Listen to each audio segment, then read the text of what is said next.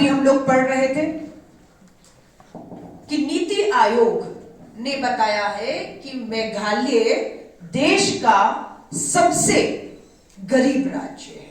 सबसे गरीब राज्य देश का पांचवें नंबर पर मेघालय आता। ये गरीब 5 साल में किसने बनाया, हम पूछना चाहते हैं। कौन सा मॉडल है पर भाजपा के पास?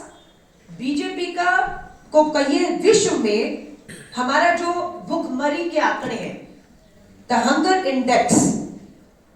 इंडेक्स जो है, भुखमरी के आंकड़े कहते हैं कि भारत 120 में 107 में खड़ा है। बांग्लादेश, नेपाल हमसे बेहतर है और भारत 120 में से 107वें नंबर पे भुखमरी पर है। वही मेघालय गरीबी में 5वें नंबर पर है। दोनों का मॉडल आपके सामने है। ये ठगबंधन चुनाव से पहले अलग हो गया है क्योंकि लोगों को जवाब नहीं दिया बन रहा है। युवा मुख्यमंत्री बने, भाजपा के समर्थन से बने। हम पूछना चाहते हैं कि आपके कार्यकाल में भाजपा के नेता इस तरह का अपराध कर रहे थे, आप चुप क्यों थे? भ्रष्टाचार हो रहा था, आप चुप क्यों थे? दिल्ली में भाजपा का आपने समर्थन किया, आपकी एक सांसद भी हैं। हम पूछना चाहते हैं, भाजपा ने 2 करोड़ नौकरी हर साल देनी थी। 5 साल आपकी सरकार यहां थी और दिल्ली में भाजपा की तो 10 करोड़ नौकरी हर साल, 2 करोड़ तो 10 करोड़। इन 10 करोड़ नौकरियों में से कितनी नौकरियां मेघालय के पढ़े लिखे युवाओं को मिली? हमारा सवाल ये है, बताएं।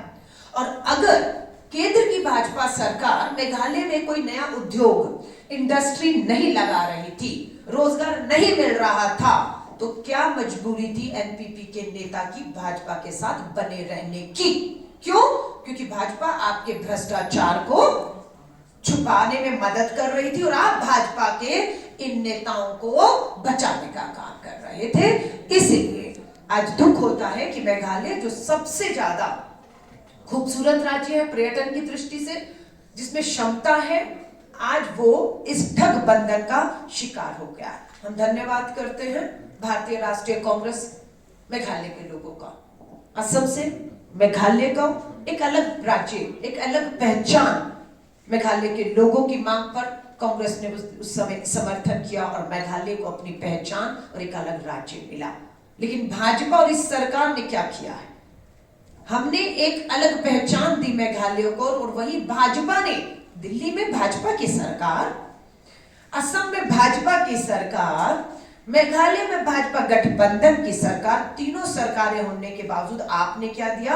आपने सीमाओं पर विवाद दिए, आपने सीमाओं पर हिंसा दी, आपने सीमाओं पर दोनों राज्यों के बीच हिंसा कराकर लोगों को मारने मरवाने का काम किया है। ये शांति प्रिय राज्य है। सो हमने एक राज्य और एक पहचान दिया और आपने सीमा विवाद और हिंसा दिया है। ये हमारे आप पर पूरी तरह से आरोप है, जिसके जवाब आज इन्हें देने पड़ेंगे।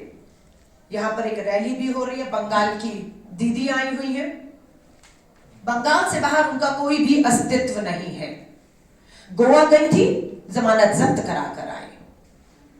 त्रिपुरा गई है, लिख कर दे रही हूं, त्रिपुरा में भी तृणमूल कांग्रेस की जमानत जब्त हो रही है।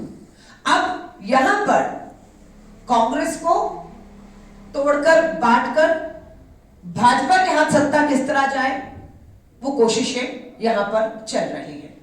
लेकिन अगर मेघालय का इतिहास उठाएंगे तो आप देखेंगे मेघालय के लोगों ने हमेशा भारतीय राष्ट्रीय कांग्रेस पे भरोसा किया है और भारतीय राष्ट्रीय कांग्रेस ने हमेशा मेघालय के लोगों को, उसकी पहचान, उसके खान पान को, हमेशा जो है उनकी संस्कृति को बचाने का जो है वो हम लोगों ने काम किया है।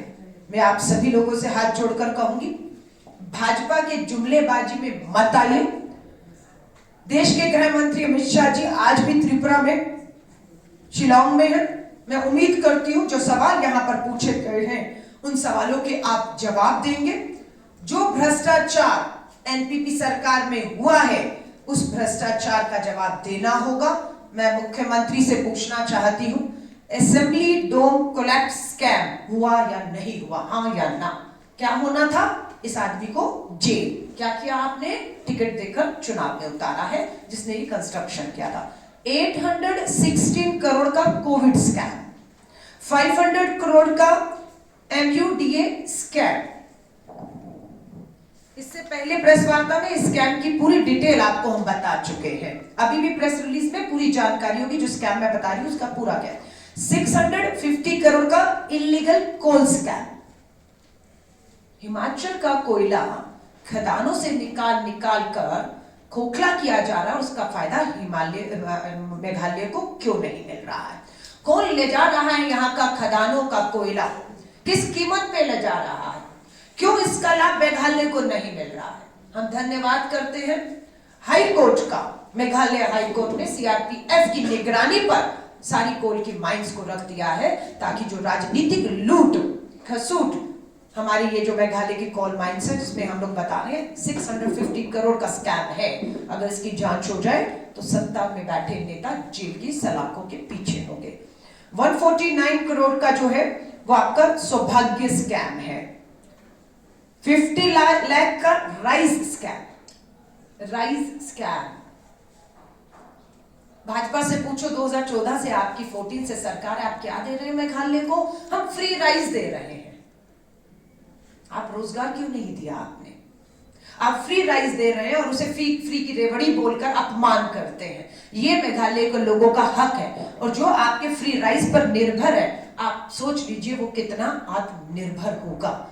यहाँ के पढ़े लिखे युवाओं को, महिलाओं को आर्थिक सशक्तिकरण, रोजगार चाहिए, पैसा चाहिए हाथ में, और आप माफी चाहोगे उनके हाथ में फ्री का राशन कह के और उसके बाद उसे फ्री बीज कह के उसका अपमान करें। Casino scam, excise bond scam, friends and family government contract scam, police purchase scam, ये सब स्कैम है जो इस सरकार के अधीन हुए हैं। और इस सरकार ने मेघालय को विकास से विनाश की ओर धकेलने का काम किया है।